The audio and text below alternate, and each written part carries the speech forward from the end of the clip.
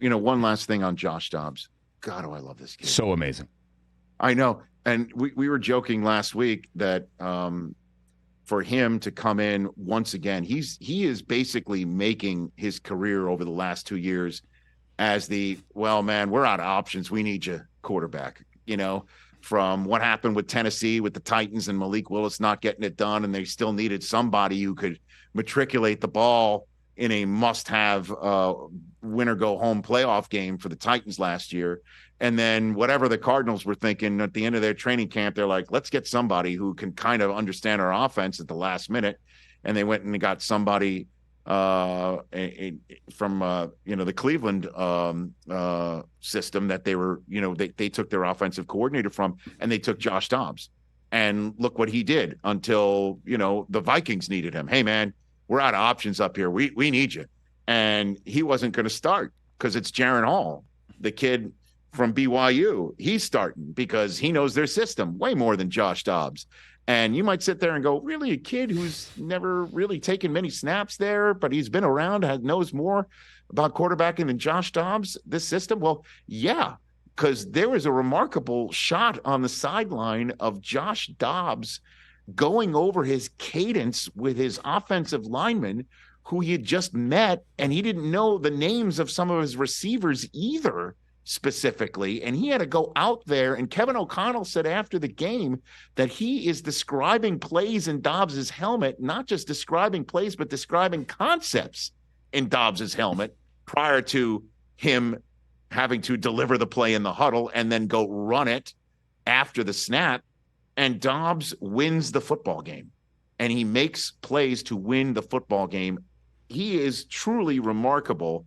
And as we were joking last week, so many people can say, you know what? Of course he can learn this system. I mean, it's not rocket science. And he could sit there and go, yeah, I know it's not rocket science because I know that too. And I know that's particularly tough, that he's somebody who can understand rocket science. He should be able to get this system of Kevin O'Connell's down. And he did. And I can't be more excited to watch this team keep playing. They've won 4 in a row. They're above 500. They have got their games against the Lions, sitting right there in front of them.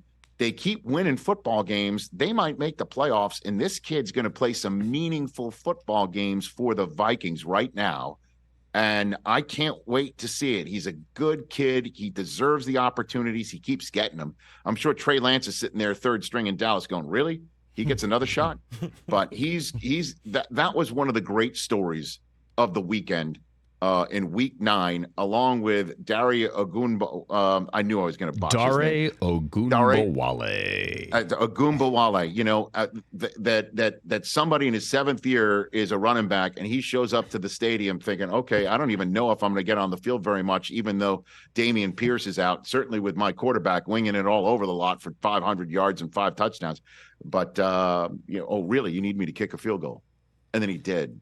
And the reaction shots of that broadcast where, they showed a shot of the sidelines going nuts, his coordinator going crazy, the head coach is kind of like smiling like the Cheshire Cat. Yep. And then they show a shot of Baker Mayfield, who's kind of like, all right. He made it. And then Baker marched down the field, and then CJ marched down the field. The cool thing about the field goal, Rich, is after he hit the field goal, he kicked off, and he put it in the end zone. Well, that's because there was a 15-yard penalty on top. Okay, don't ruin it. He put it in the end zone. I'm sorry. We were sitting there. I'm telling you, because, again, let me describe the scene, and I'll let you guys finish the show. We're done with our broadcast. We had this conference room that we were using for our meetings all week long.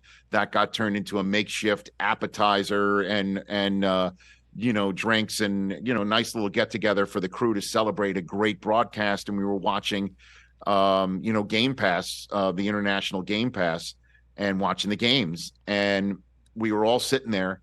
And when the Texans, started to line up for this field goal, and Ogunbowale sets up, and we're sitting there, that you could hear a hush in the room.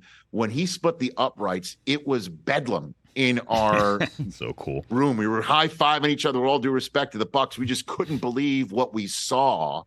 And then after the touchdown to take the lead, but with some time left, we're like, what do? Do you squib it? Because I even said out loud, no, you kick it deep. And somebody's like, no, the running back is still kicking. And I'm like, oh my God, that's right. But he kicked it from the 50-yard line. And when he boomed it into the end zone for a touchback, it was another cheer in the room just to see this oddity happen. It's just, man, that's why the NFL is called the narrative generating machine. You just can't make it up. Catch the Rich Eisen Show every single day on the Roku channel, 12 to 3 Eastern, for free.